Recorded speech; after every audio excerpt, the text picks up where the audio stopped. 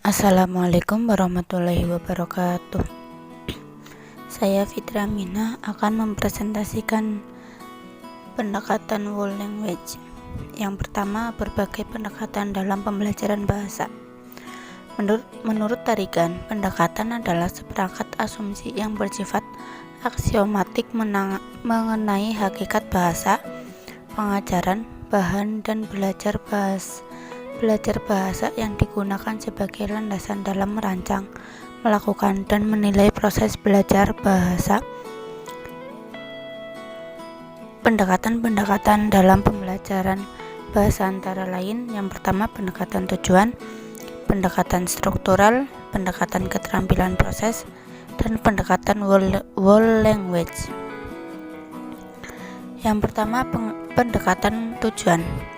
Pendekatan tujuan dilandasi oleh pemikiran bahwa dalam setiap kegiatan belajar mengajar yang harus dipikirkan dan ditetapkan dulu adalah tujuan yang hendak dicapai. Yang kedua, pendekatan struktural. Pendekatan struktural merupakan salah satu pendekatan yang digunakan dalam proses pembelajaran bahasa. Pendekatan ini dilandasi dengan asumsi bahwa bahasa sebagai akidah. Yang ketiga, pendekatan keterampilan proses. Pendekatan keterampilan proses adalah suatu kegiatan belajar mengajar yang terfokus pada pelibatan peserta secara aktif dan kreatif dalam proses pemerolehan hasil belajar. Yang keempat, pendekatan world language. World language adalah salah satu pendekatan pembelajaran bahasa yang menyajikan pengajaran bahasa secara utuh, tidak terpisah-pisah.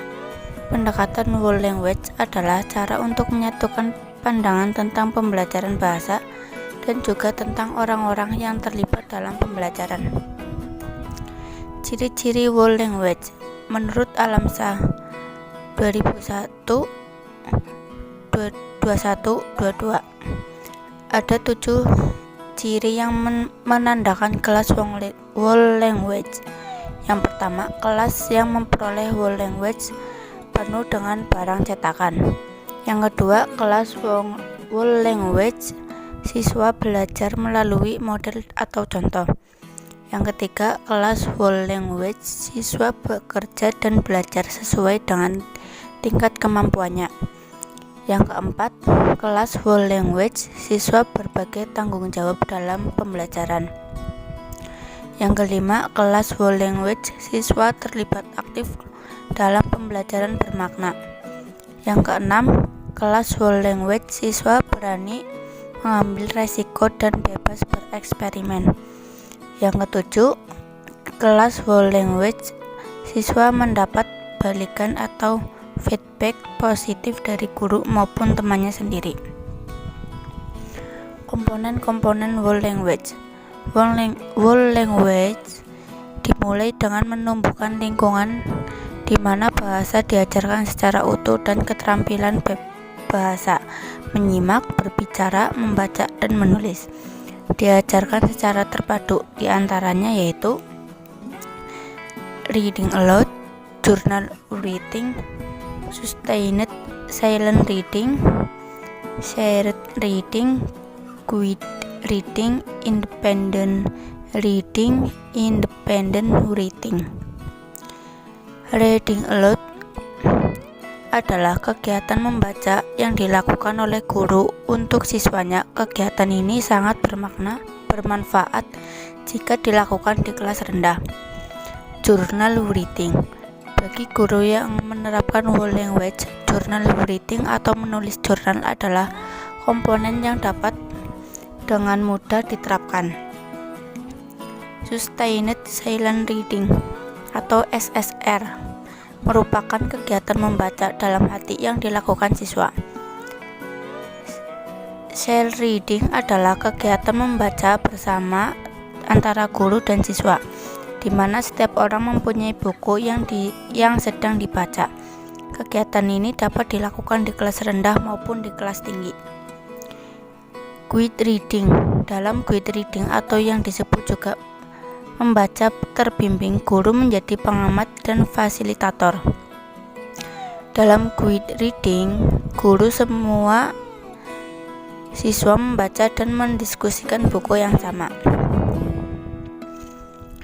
Independent reading atau menulis bebas bertujuan untuk meningkatkan kemampuan menulis, meningkatkan kebiasaan menulis, dan meningkatkan kemampuan berpikir kritis.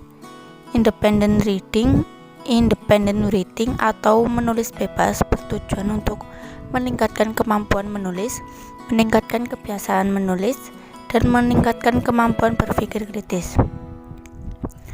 Contoh pendekatan whole language. Contoh pendekatan whole language ketika pembelajaran dengan menonton sebuah video, yaitu guru meminta siswa untuk menyimak video yang ditonton oleh siswa. Kemudian, guru meminta siswa untuk menuliskan kembali apa yang telah ditontonnya. Lalu, siswa diminta untuk membacakan apa yang telah ditulisnya tersebut. Setelah itu, guru melakukan koreksi terhadap hasil kerja siswa, mulai dari penggunaan kata dan kalimat sederhana yang tepat, memperhatikan letak dan penggunaan huruf kapital, ejaan, dan tanda baca yang tepat. Terakhir, siswa diminta untuk memperbaiki hal-hal yang masih keliru dari hasil kerjanya tersebut. Dari kegiatan ini, siswa dapat juga mendapatkan pengetahuan dan melakukan penilaian terhadap hasil kerjanya dengan hasil kerja teman-temannya. Sekian dari saya, terima kasih. Wassalamualaikum warahmatullahi wabarakatuh.